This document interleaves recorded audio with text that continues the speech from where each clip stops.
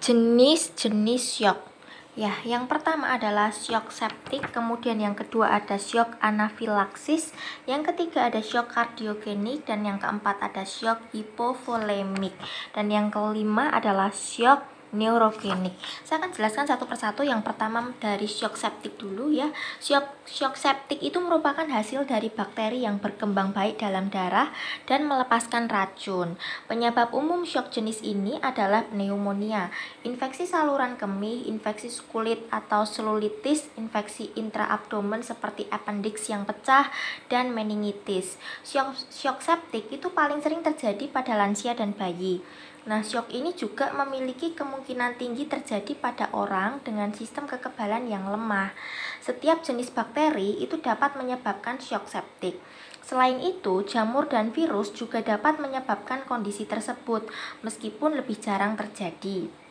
Racun yang dilepaskan oleh bakteri atau jamur itu dapat menyebabkan kerusakan jaringan. Hal ini dapat menyebabkan tekanan darah rendah dan fungsi organ yang buruk. Pembekuan darah di arteri kecil menyebabkan kurangnya aliran darah dan fungsi organ yang buruk. Faktor risiko syok septik itu meliputi yang pertama adalah diabetes, yang kedua penyakit pada sistem genitourinary kemudian sistem empedu atau sistem usus, penyakit yang melemahkan sistem kekebalan tubuh seperti AIDS, kemudian kateter internal terutama jalur intravena dan kateter kemih serta stent plastik dan logam yang digunakan untuk drainase. Kemudian leukemia, kemudian penggunaan antibiotik jangka panjang, kemudian yang selanjutnya adalah limfoma, kemudian infeksi terbaru, kemudian operasi atau prosedur medis, yang selanjutnya adalah penggunaan obat steroid serta transplantasi organ padat atau sumsum tulang. Kemudian yang kedua adalah syok anafilaksis. Nah, syok anafilaksis merupakan jenis hipersensitivitas berat atau reaksi alergi. Penyebabnya antara lain alergi terhadap sengatan serangga, obat-obatan, atau makanan seperti kacang, buah, makanan laut, dan lain-lain.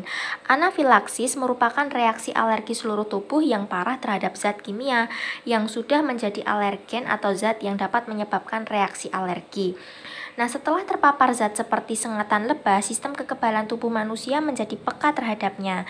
Ketika orang itu terkena alergen itu lagi, reaksi alergi dapat terjadi. Anafilaksis itu terjadi dengan cepat setelah paparan. Kondisinya bisa sangat parah dan mempengaruhi seluruh tubuh. Untuk merespon alergi, jaringan di berbagai bagian tubuh mengeluarkan histamin dan zat lainnya.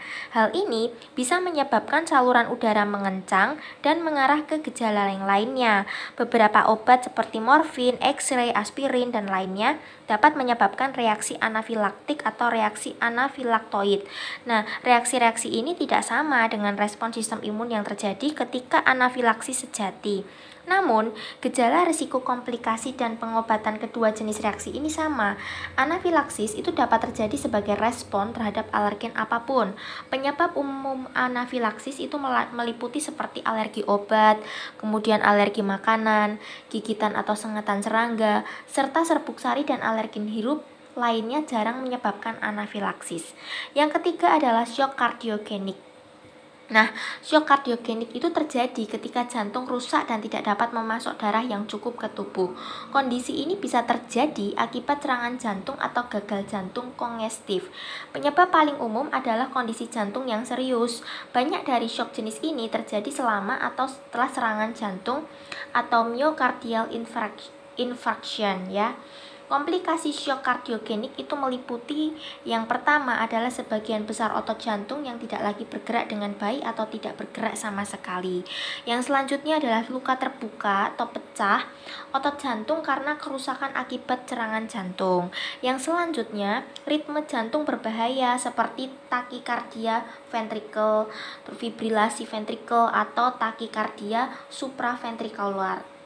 Supraventrikular. Kemudian yang selanjutnya adalah tekanan pada jantung karena penumpukan cairan di sekitarnya atau tamponade pericard. Kemudian yang selanjutnya adalah robek atau pecahnya otot atau tendon yang mendukung katup jantung, terutama katup mitral. Yang selanjutnya robek atau pecahnya dinding atau septum antara ventrikel kiri dan kanan ruang jantung bawah. Dan yang terakhir adalah ritme jantung yang sangat lambat atau bradikardia, atau masalah dengan sistem kelistrikan jantung yakni blok jantung. Kemudian yang keempat adalah shock hipovolemik. Nah, shock hipovolemik itu disebabkan oleh kehilangan darah atau cairan yang parah seperti dari cedera tubuh traumatis yang membuat jantung tidak dapat memompa cukup darah ke tubuh, atau anemia berat di mana tidak ada cukup darah untuk membawa oksigen ke seluruh tubuh. Kehilangan sekitar 1/5 atau lebih dari jumlah normal darah dalam tubuh berisiko tinggi menyebabkan shock hipovolemik. Nah, kehilangan darah itu dapat disebabkan oleh pendarahan dari luka, pendarahan dari cedera lain, atau pendarahan internal seperti misalnya di saluran pencernaan.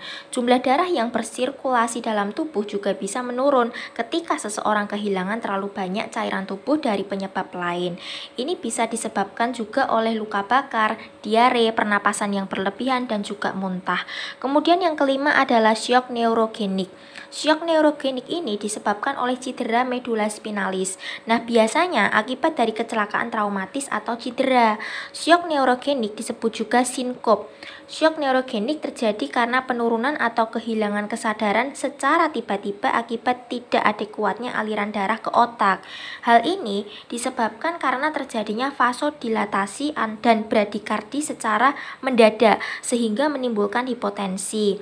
Terjadinya hipotensi itu akan merangsang refleks simpatis berupa takikardi dan vasokonstriksi perifer yang secara klinis dideteksi sebagai peningkatan denyut nadi dan keringat dingin pada ekstremitas atas.